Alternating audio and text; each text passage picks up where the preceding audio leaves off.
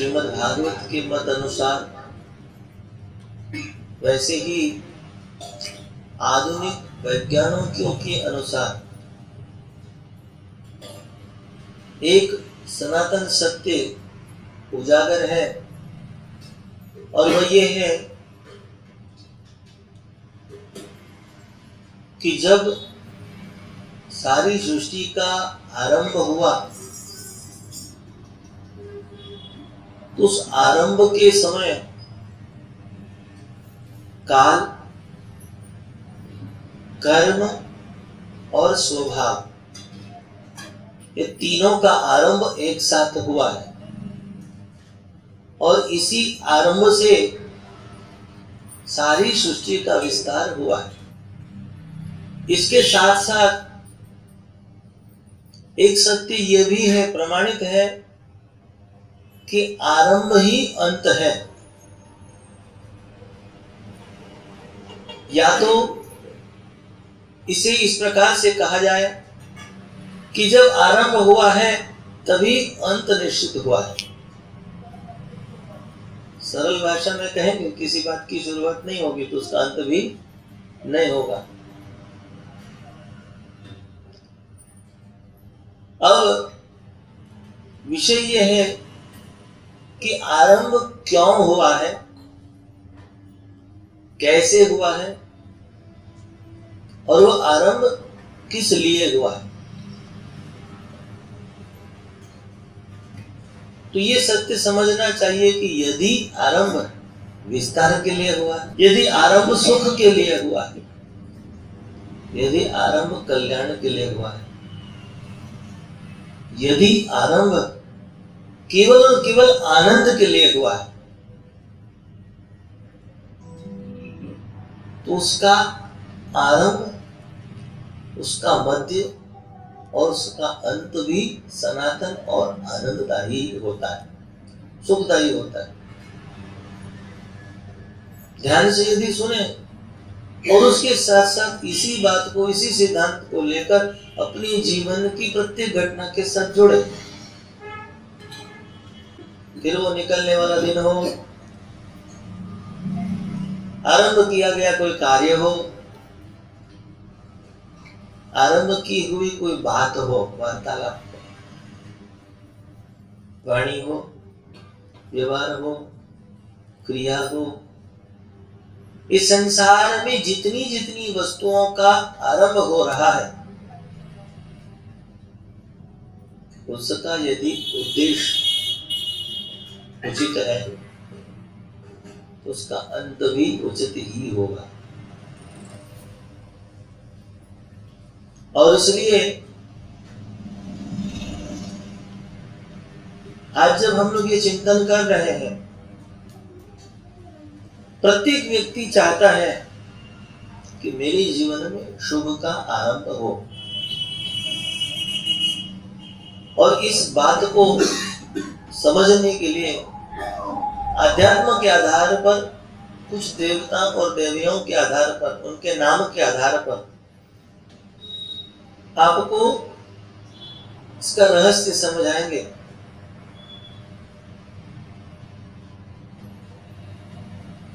गणेश जी को हेरंब कहा गया है और वहां से ही आरंभ हुआ है, ऐसा भी कहते हैं।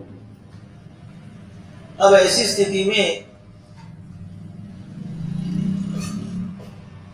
हमारे यहाँ पर कोई भी पूजा पाठ होती है तो सबसे पहली पूजा गणेश जी की होती है। इसका कारण क्या है कि वो बुद्धि के और सिद्धि के देवता है। वे गणेश जी जो कि स्वयं विवेक का स्वरूप है, और विवेक का लक्षण क्या है? समय की शुरुआत, कार्य की शुरुआत, और उस कार्य के साथ उसका जो स्वभाव है उसके अनुरूप उसके उद्देश्य की शुरुआत जो है सोचकर और समझ करके की जानी चाहिए।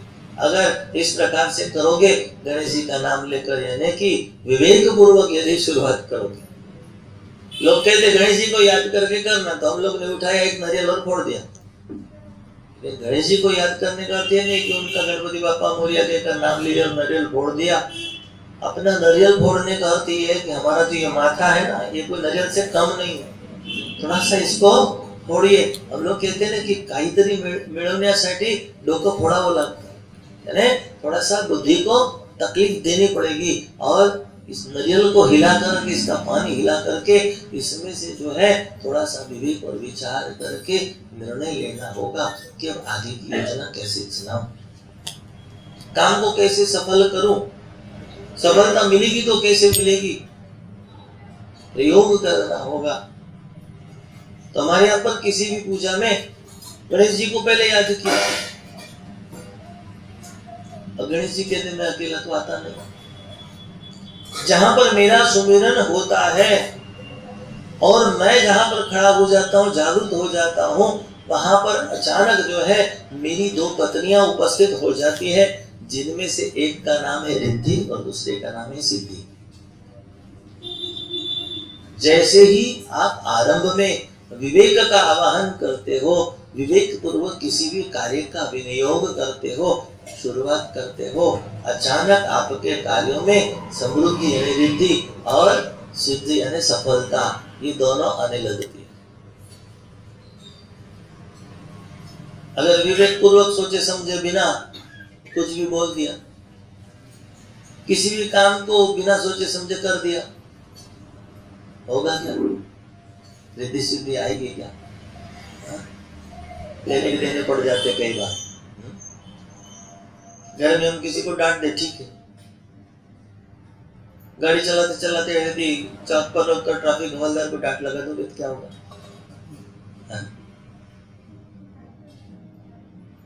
तो सोचने का विषय है कि प्रयोग कहाँ करे, कैसे करे, आरंभ कैसे हो, कहाँ हो, क्यों हो, उद्देश्य हो, भाव हो, व्यक्ति हो। तो यहाँ पर यदि गणेश जी का बराबर आह्वान किया तो रिद्धि सिद्धि अपने आप आ जाती है, बुलाना नहीं पड़ेगा। और इनकी विशेषता यह है, जहां रिद्धि सिद्धि आती है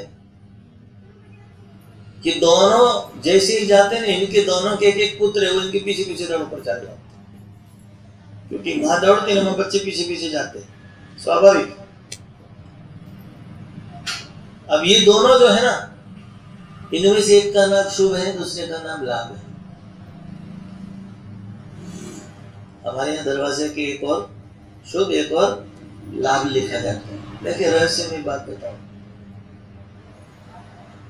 हमारे यहाँ जब कभी द्वाराचार होता है, नीचे स्वस्तिक लिखा जाता है, ऊपर में श्री लिखा जाता है। स्वस्ति श्री गणनायकम, ये कहकर कि हमारे यहाँ मंगलाष्टक की शुरुआत होती है, स्वस्ति श्री गणनायकम गजमुखम मौरेश्वरम सिद्धिदम। तो स्वस्ति श्री और गणनायक, लोग क्या सोचते हैं कि स्वस्ति श्री गणनायक का ही नाम है, लेकिन नहीं। स्वस्ति और श्री, स्वस्ति का अर्थ है कल्याण, श्री का अर्थ है लक्ष्मी। तो ये रिद्धि और सिद्धि ये दोनों है, ऊपर और नीचे। चारों दिशाओं में हमारा कल्याण हो, इसलिए कल्याण का चक्र, हमारे कर्मों का चक्र कल्याणकारी चक्र बने। ऐसा नहीं कि गाड़ी लिए और बरबराते हुए एक चक्कर लगाकर गांव की वापस आ गए, कहाँ गए तो क्या पता नहीं, क्या लाए तो क्या कुछ नहीं। लेकिन यहाँ पर जो है हमारी जो फेरी है, हमारा जीवन का जो चक्र है, हमारे कर्मों का जो चक्र है, वो चारों दिशाओं से कल्याणकारी हो। एक ये भाव, वो स्वस्ति, और श्री है लाभकारी होना चाहिए, समृद्धिकारी होना चाहिए। तो रिद्धि और सिद्धि ये दो स्वरूप हो गए, उनके बीच में आप खड़े हैं, आपकी बुद्धि का बराबर प्रयोग करोगे तो आपका ये प्रवेश जो है सार्थक होने वाला है। तो गणनायक, सारे कार्यों को संचालन करने वाला वो गणनायक, यानी वो आपकी विवेकशील बुद्धि है। दो दरवाजे के कोने में आपने लिखा शुभ और लाभ। तो जब रिद्धि होती है, किसी भी कार्य में बढ़त होने लगती है, उससे क्या होता है? लाभ होता है। काम में बढ़त होगी तो लाभ दिखेगा, और बढ़त नहीं हुई, घटत हो गई तो लाभ मिलेगा क्या? तो इसका अर्थ यह है कि रिद्धि से लाभ का जन्म हुआ और सिद्धि से शुभ का जन्म हुआ। जब आपको कार्य की सिद्धि प्राप्त हो जाती है, सफलता प्राप्त हो जाती है, तो आपका शुभ होता है, आपका मंगल होता है, आपका कल्याण होता है।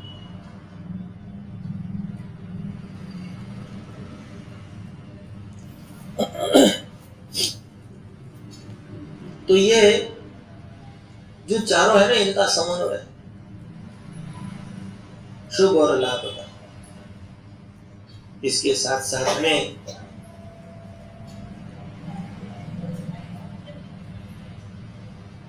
इनकी दो पत्नियां हैं शुभ और लाभ की, जिसमें से एक का नाम है यश और दूसरी का नाम है कीर्ति। यश और कीर्ति ये दोनों का भी सहयोग साथ में जुड़ता है, इसके बिना काम नहीं होगा। रिद्धि और सिद्धि होगी, शुभ और लाभ होगा, तो उसके पीछे पीछे यश और कीर्ति भी आने वाली। हम लोगों के जीवन में ये सब कैसे आएगा?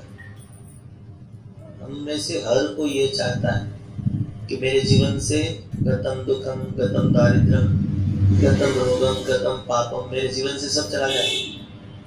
2017 के अंतिम दिवस हर कोई ये प्रार्थना करता है कि मेरे जीवन से दुख चला जाए, क्लेश चला जाए, शांति चली जाए, दरिद्रता चली जाए, पाप चला जाए, ये सारी चीजें जाए।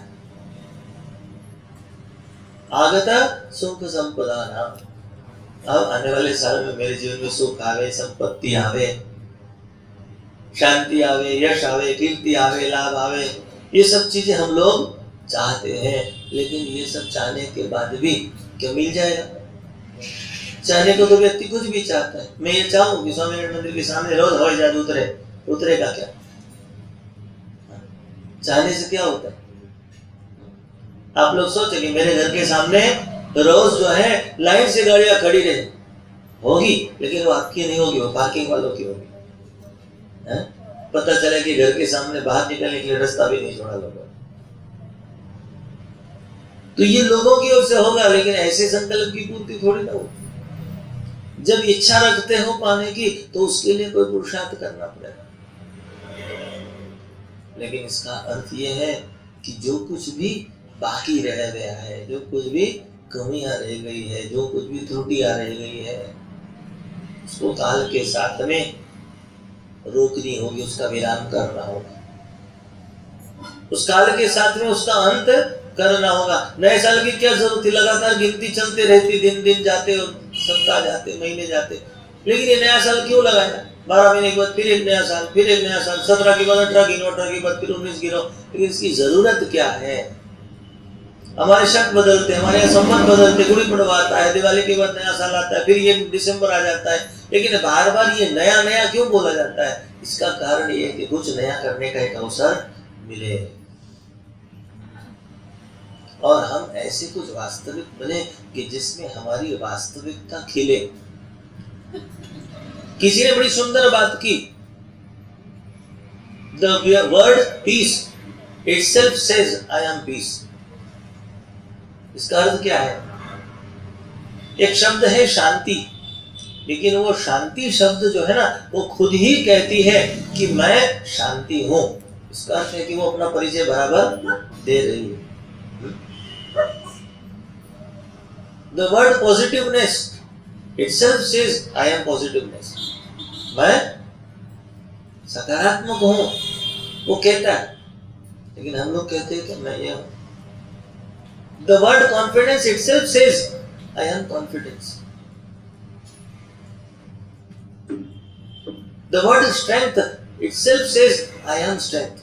वो ताकत कहती है कि मैं ताकत हूं, लेकिन हम लोग कहते हैं कि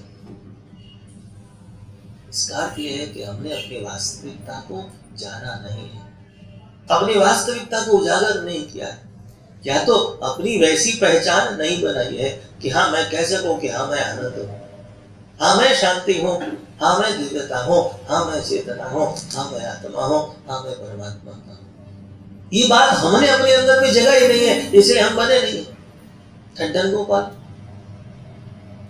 देखिए, सोचे समझे तो बहुत कुछ इस चिंतन में से पाया जा सकता है। बात बहुत छोटी सी, इस विषय को यदि चाहे तो युगों तक लगातार चर्चा में लाया जा सकता है। इतना विस्तारित विषय है, लेकिन जिसको समझना है 5 मिनट में भी समझ सकता है कि कहना क्या चाह रहे हैं। मुझे अपनी वास्तविकता पर खरा उतरना पड़ेगा, अपनी पहचान बनानी पड़ेगी, और उस पहचान को बनाने के लिए एक शुभारंभ की आवश्यकता है। आरंभ तो होने ही वाला है।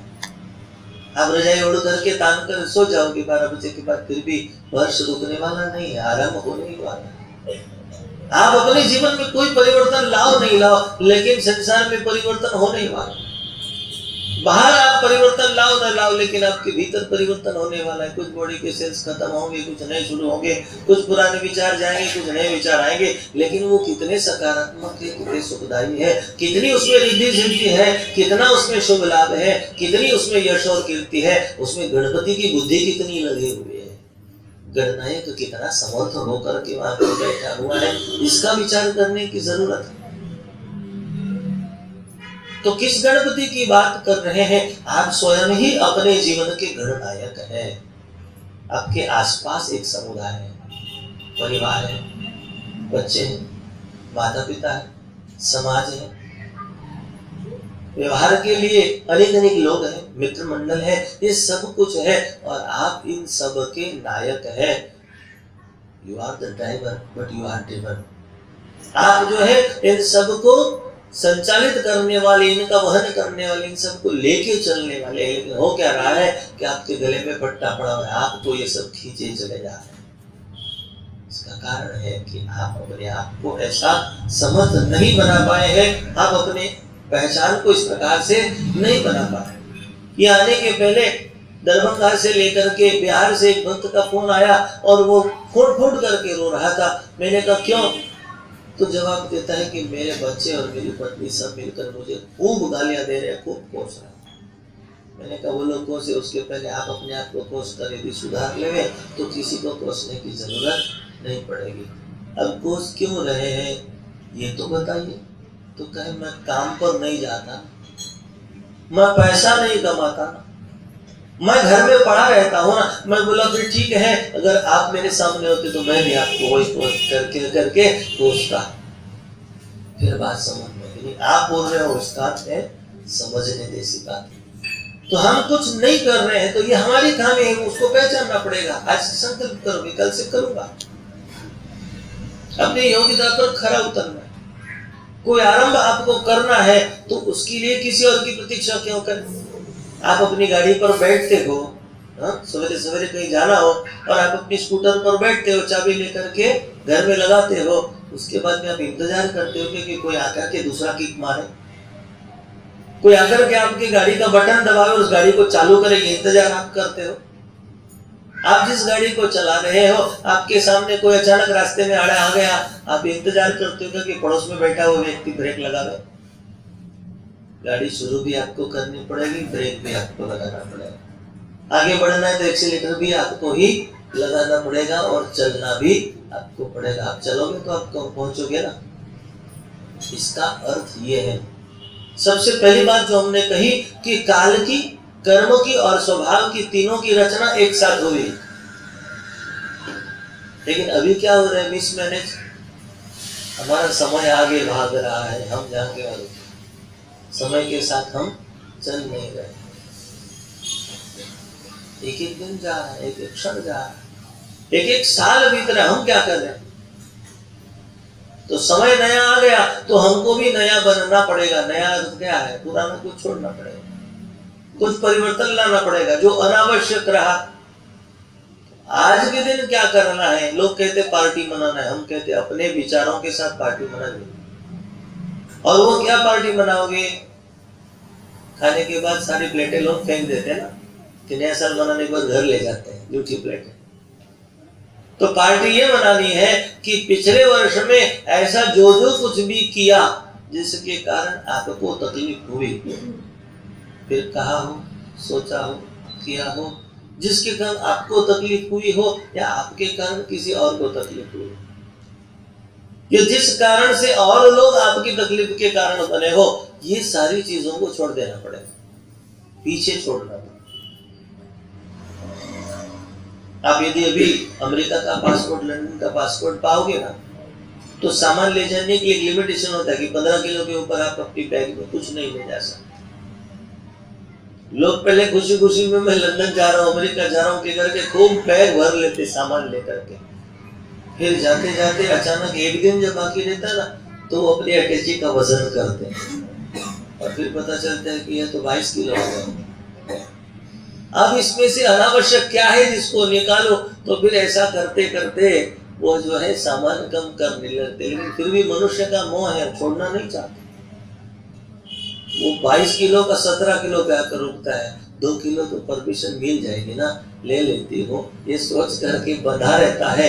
लेकिन फिर वो होता क्या है, एयरपोर्ट पर 1 घंटा तक आपको खरी खोटी सुनने पड़ते हैं और 2.5 किलो नीचे उतारना पड़ता है सामान।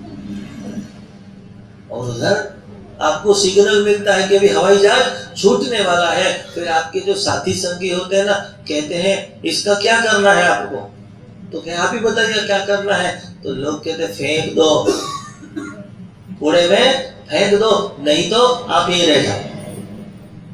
हवाई जहाज हमारे लिए उड़ने तो तैयार है। अब आपकी इच्छा पर है, या तो अनावश्यक वस्तुओं को फेंक दो और या तो वहीं रह जाओ, जाने दो लोगों को। लोग आगे बढ़ना चाहते, आप पड़े रहना चाहते। अब ये निर्णय आपका है। ठीक उसी प्रकार आप अपने जीवन का निर्णय करिए। 2018 में आगे बढ़ना है, सुखी होना है, समृद्ध होना है, सफल होना है, सिद्धि को प्राप्त करना है कि पड़े रहना है।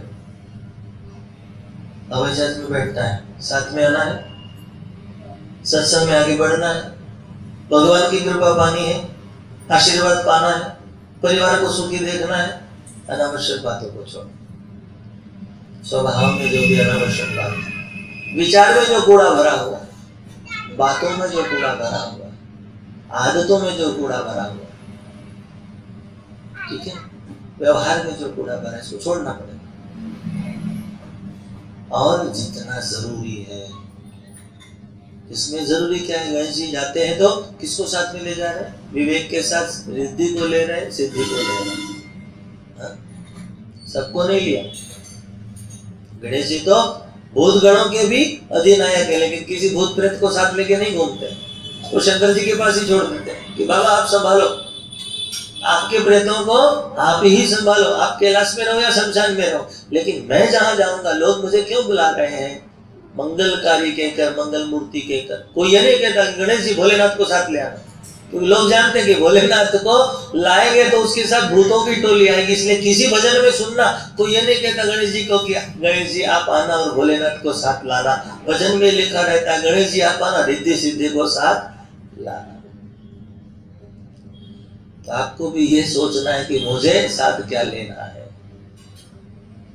ताकि जिन विचारों से वृद्धि होती है, जिस वाणी से वृद्धि होती, जिन शब्दों से आपकी वृद्धि होती है, आपको पॉजिटिव एनर्जी मिलती है, जो चेतना मिलती है, वह विषयों को लेकर चलना होगा आपकी बुद्धि में, आपकी क्रिया में, आपके व्यवहार में, उन बातों को लेकर चलना होगा, तभी आपको सिद्धि मिलेगी। अब सिद्धि को साथ कैसे लेना है, तो कहते हर एक व्यक्ति की किसी न किसी वस्तु में सिद्धि है। एवरीवन इज एक्सपर्ट, लेकिन आप तय करो कि आप किस बात में एक्सपर्ट हो। तो तुरंत जो है ना, हम दूसरों का एक्सपर्टनेस जो है उजागर करने लगते हैं कि फलाना वो तो सोने में बहुत एक्सपर्ट है, फलाना तो कहते वो तो बातें बनाने में बहुत एक्सपर्ट है। उसको पूछे आप किस बात में एक्सपर्ट है, तो सोचना पड़ेगा। क्योंकि लोगों के दुर्गुणों पर कटाक्ष करके टिप्पणी करना ये तो हमको आता है, लेकिन हम किस बात में एक्सपर्ट है ये हमको नहीं पता। तो आखिरी में सोच कर पता चलता है कि हम तो सारी दुनिया की बुराई करने में एक्सपर्ट है, क्योंकि हम किसी डस्टबिन से कम नहीं, हम सारी दुनिया का कूड़ा कचरा संभाल कर बैठने में एक्सपर्ट बन रहे हैं। तो हमको ये छोड़ना पड़ेगा। सिद्धि को साथ लेने का अर्थ है अपने टैलेंट को जगाओ, उसको साथ लो, क्योंकि आदि आपकी सामर्थ्य, आपकी सिद्धि।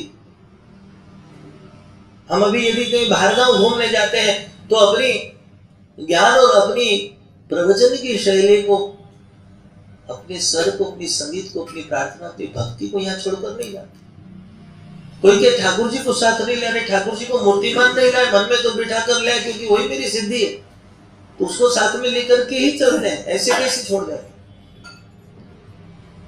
यहाँ आकर के यदि हमने प्रवचन शुरू किया है तो कोई पर्स खोल करके उसमें से ये ज्ञान निकाल कर यहाँ पर कैसेट नहीं लगाई है कि लाओ पेन ड्राइव लगा दिया, वो सीधी साथ लेकर ही चलनी पड़ती। तो कोई लोग कहते हैं महाराज ये गद्दी में कुछ पावर है क्या? भैया आप बैठ जाओ,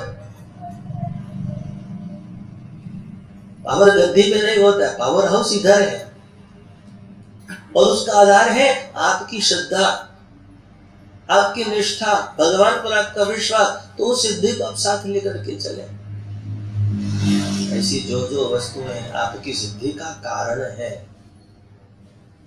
माता पिता का आशीर्वाद वो आपकी सिद्धि का कारण है, उसको लेके चलो। गुरु की प्रेरणा और आशीर्वाद आ गया, वो आपके लिए सिद्धि का कारण है, उसको साथ लेके चलो।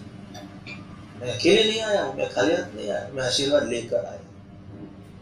ऑफिस में भी जाते तो टिफिन साथ में लेके जाते हो कि भूख लगेगी, एनर्जी कम हो जाएगी, अपने आप को कमजोर कर दोगे, आगे के 4 घंटे काम नहीं कर पाओगे, तो बीच में इंटरवल पड़ती है, 2 रोटियां खा लेते हो, वो भी आपकी सिद्धि है। अन्नपूर्णा की शक्ति है, उसको भी साथ में लिया आपने, ताकि आने वाले 4 घंटे तक आप कार्य सक्षम बने रह सको। तो ठीक उसी प्रकार रिद्धि को साथ लीजिए, सिद्धि को साथ। जिन जिन विचारों से, जिन जिन व्यवहारों से, जिन जिन विषयों से, जिन जिन भावों से आपकी रिद्धि होती हो, समृद्धि बढ़ती हो, आपके काम में दिव्यता दिखती है, आपके वाणी में प्रखरता, निखार आता हो, उन बातों को साथ रखिए।